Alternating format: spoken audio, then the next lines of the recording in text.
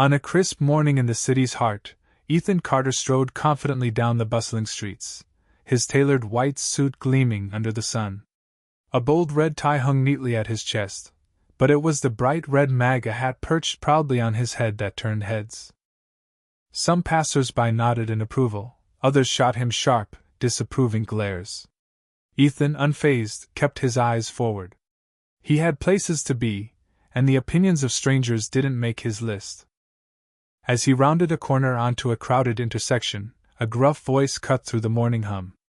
"Hey, that guy, stop right there!"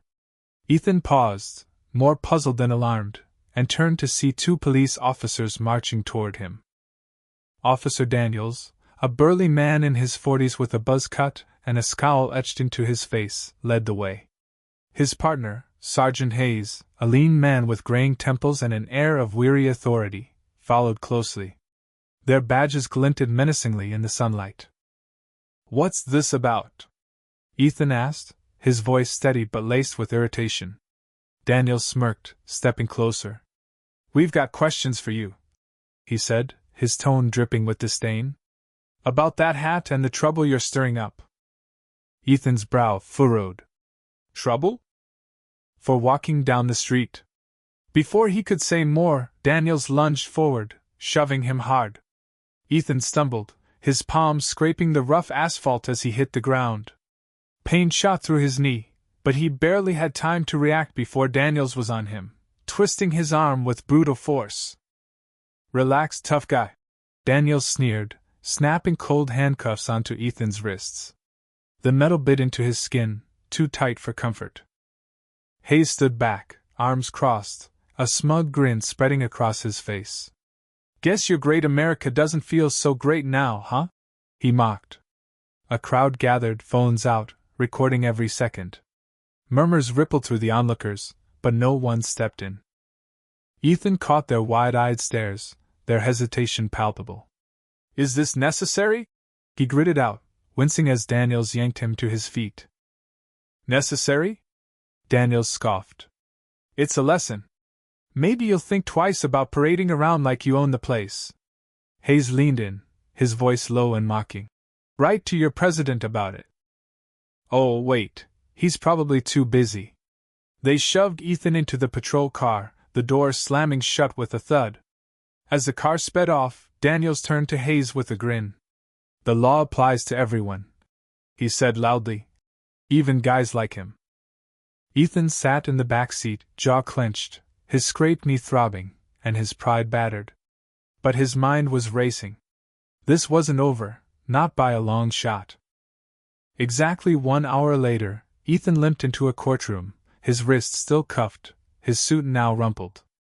Daniels and Hayes flanked him, their smug grins practically glowing. They thought they'd won. The courtroom was a scene from a legal drama: polished wooden benches, gleaming floors, and the heavy scent of varnish. At the center sat Judge Victor Reed, a stern man in his 50s with silver hair and piercing green eyes that seemed to judge you before you spoke.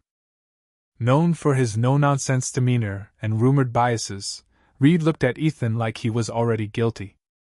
The prosecutor, a wiry man with glasses perpetually sliding down his nose, stood. "Your Honor," he began, his voice oozing self-importance.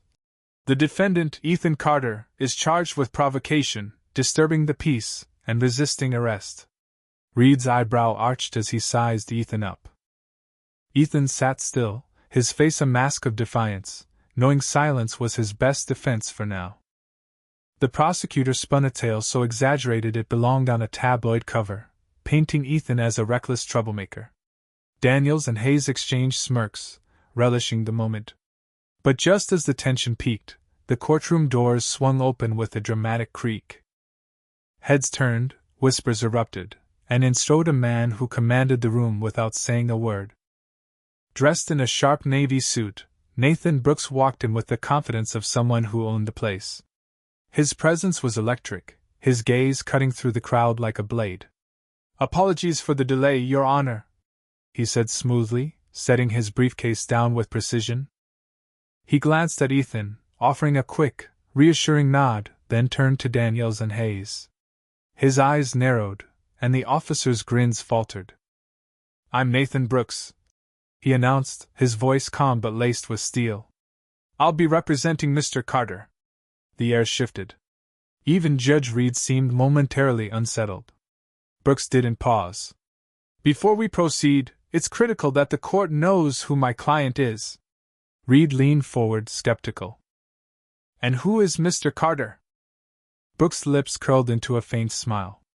Ethan Carter, he said, his voice carrying a razor's edge, is the chief domestic policy advisor to the President of the United States.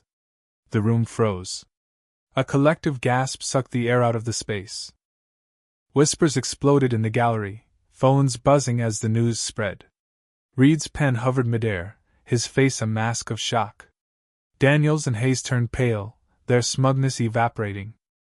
Brooks pressed on, unyielding. I suggest we carefully reconsider how to proceed, Your Honor.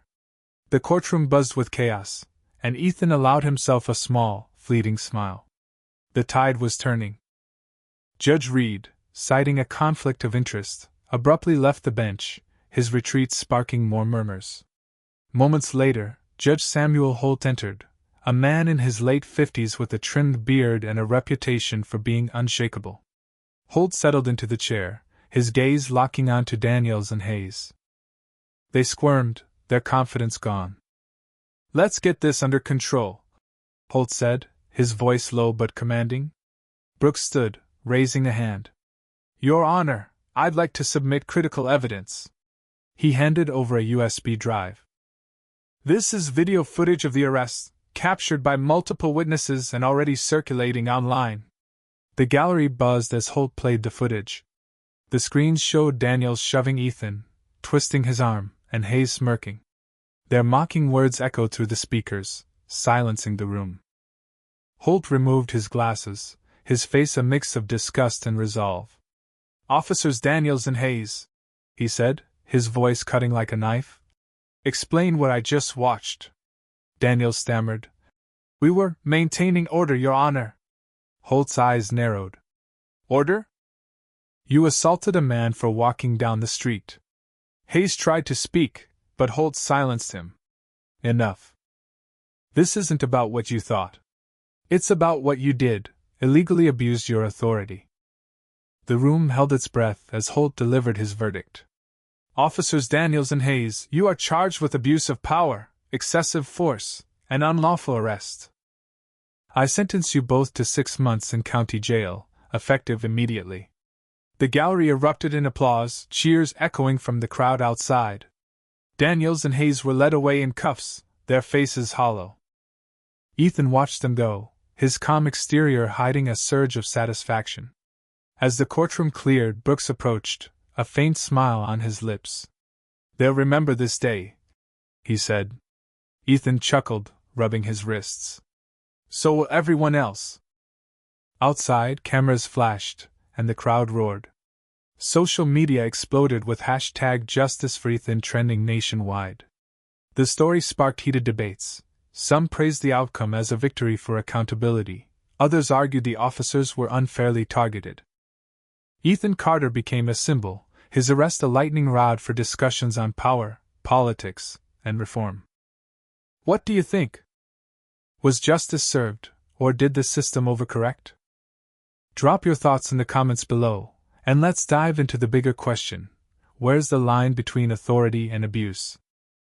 Hit that like button, share this story, and subscribe for more gripping tales that spark real conversations. Your voice matters. Let's keep the debate going.